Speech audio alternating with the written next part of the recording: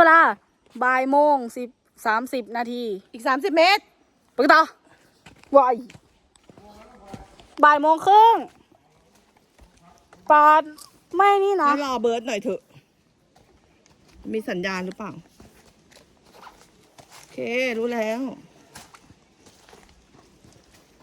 เนี่ย พอทางลงเราจะไม่ค่อยเต้นพอนึกออกไหม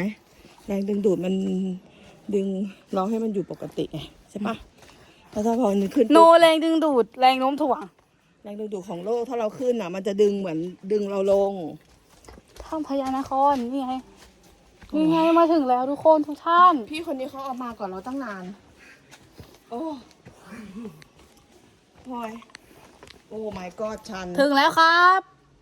โอ้ยอ้วน เออ พลอย นะ ค่อยๆมา ได้ เดี๋ยวดูดิ สุดๆอ่ะต้องถ่ายแนวนอนนะ